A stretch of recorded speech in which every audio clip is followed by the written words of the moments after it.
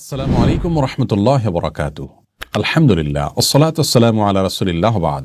সুপ্রিয় দর্শক শ্রোতা ভাই বোন, রমাদান মাসে মা বোনদের অনেক সময় মাসিক আরম্ভ হয়ে যায়, যার কারণে তারা সালাত সিয়াম সহ এই সমস্ত ইবাদতগুলো তারা পালন করতে পারেন না, কারণ মাসিক অবস্থায় নামাজ পড়া রোজা রাখা নিষিদ্ধ। তখন একজন মা বোন রমাদানের ইবাদত বন্দেগীর মাধ্যমে কিভাবে তিনি রমাদানকে সার্থক করতে পারেন, আজ আমরা সে বিষয়ে কথা বলবো ইনশাআল্লাহ। এমনকি লাইলাতুল কদরে যদি কোনো মেয়ে মানুষের মাসিক থাকে, তো মাসিক অবস্থায়ও তিনি কিভাবে কদরের রাতে ইবাদত গুজার বান্দাদের কাতারে শামিল হতে পারেন, আজ আমরা সে বিষয়ে কথা বলবো ইনশাআল্লাহ তাআলা। রমাদান মাসে হঠাৎ করে মাসিক আরম্ভ হয়ে গেলে অনেক মা বোন কান্নাকাটি করেন, মন খারাপ করেন, তাদের কষ্ট লাগে। এই কষ্ট লাগা ইসলাম শরীয়তের দৃষ্টিকোণ থেকে প্রশংসনীয়, কারণ ইমানদার ব্যক্তি ভালো কাজ করার পরিকল্পনা ছিল কিন্তু করতে পারেননি, এরকম পরিস্থিতিতে এসে তার মধ্যে কষ্ট লাগা কাজ করবে, সেটা তার ইমানদারিত্বেরই পরিচয় বহন করে। তিরমিজি বর্ণিত হাদিসে এমনটি বলেছেন নবী সাল্লাল্লাহু আলাইহি ওয়াসাল্লাম। তিনি ইরশাদ করেছেন, মান সাররাতহু হাসানাতুহু ওয়া সাআতহু সাইয়্যাতুহু ফাহুয়াল মুমিন। যে ব্যক্তির ভালো কাজ তাকে আনন্দ দেয় আর তার মন্দ কাজ হয়ে গেলে, ভুল কিছু হয়ে গেলে পরবর্তী তার কষ্ট লাগা কাজ করে, এই ব্যক্তি তো ইমানদার। এটাই ইমানদারিত্বের পরিচয়। আম্মাজান আয়েশা রাদিয়াল্লাহু তাআলা আনহা নবী করিম সাল্লাল্লাহু আলাইহি ওয়াসাল্লামের সাথে যখন হজে ছিলেন, হঠাৎ তার মাসিক আরম্ভ হয়ে গেল, অথচ তখন হজের যে ফরজ তওয়াফ সেটি বাদ ছিল আর মাসিক অবস্থায় তওয়াফ করা যায় না, তখন তিনি কান্নাকাটি করা শুরু করলেন।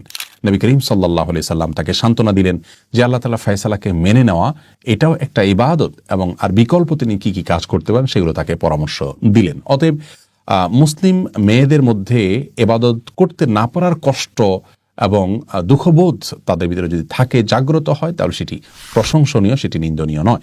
তবে সেটি যদি হাউতাসের পর্যায়ে চলে যায়, ভৎসনার পর্যায়ে চলে যায়, তাহলে কিন্তু আবার সেটি গুনাহে পর্যবসিত হতে পারে। সাধারণ দুঃখ লাগা বা কষ্ট লাগা এটা হতেই পারে, বরং ভালো।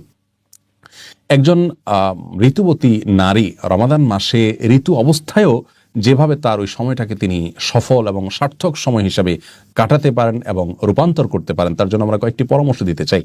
প্রথম পরামর্শ হলো, আল্লাহর ফয়সালা মেনে নেওয়া। এটা কিন্তু ইবাদতের গুরুত্বপূর্ণ একটি পার্ট, বরং মূল পার্ট বলতে পারি আমরা। ইবাদতের মূল কনসেপ্টটাই হলো আল্লাহ রাব্বুল আলামিনের সমস্ত আদেশ নিষেধ, আল্লাহর সমস্ত সিদ্ধান্তগুলোকে মেনে নেওয়া। অতএব আপনাকে আল্লাহ রাব্বুল আলামিন মাসিক দিয়েছেন, অসুস্থতা দিয়েছেন, শারীরিক দুর্বলতা দিয়েছেন, আল্লাহর এই ফয়সালাকে যদি আপনি হাসি মুখে বরণ করে নেন, তাহলে এটা কিন্তু একটা বড় ধরনের ইবাদত হয়ে যাচ্ছে।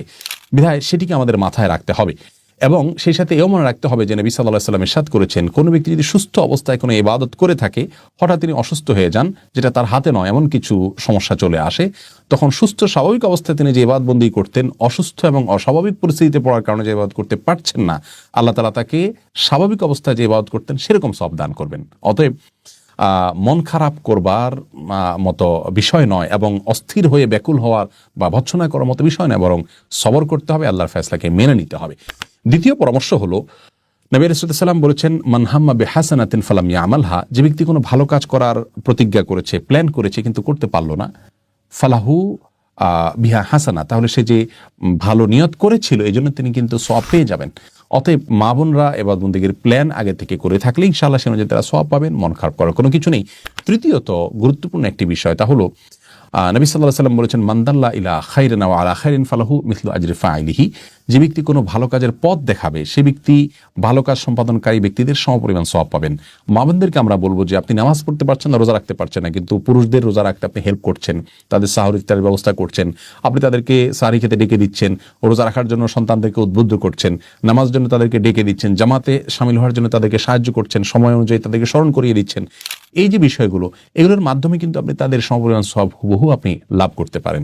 সেই সাথে কিছু ইবাদত আছে যে ইবাদতগুলো আসলে সাধারণ অবস্থায় আমার দ্বারা করা হয়ে ওঠে না, এমনকি পুরুষরাও, আপনার বাসার পুরুষরাও হয়তো করতে পারছেন না, সেই ইবাদতগুলোকে আপনি টার্গেট করুন করে মাসিক অবস্থায় সেগুলো করুন, তাহলে পুরুষদেরকেও আপনি পেছনে ফেলে সামনে অগ্রসর হয়ে যেতে পারেন। যেমন আত্মীয় স্বজনের হক আদায় করা, বিভিন্ন সময়ের যে জিকিরগুলো আছে, রাতে শোয়ার যে দোয়া আছে, জিকির আছে, সকাল সন্ধ্যার দোয়া জিকির আছে, শুক্রবার দুরুদের আমল আছে, এরকম আরও অনেক আমল আছে যে আমলগুলো স্বাভাবিক সময় আপনি যা করেন, এই সময়টাতে এই সুযোগে আপনার সালাত সিয়ামের দায় নেই, জিম্মাদারি নেই, সেই জায়গা থেকে আপনি আরও বেশি করে এগুলো করতে পারেন। তাহলে ইনশাআল্লাহ আপনার এই মাসিকের সময়টাকে আপনি বরং আরও সফল সময় হিসাবে রূপান্তর করতে পারেন, পরিবর্তিত করতে পারেন।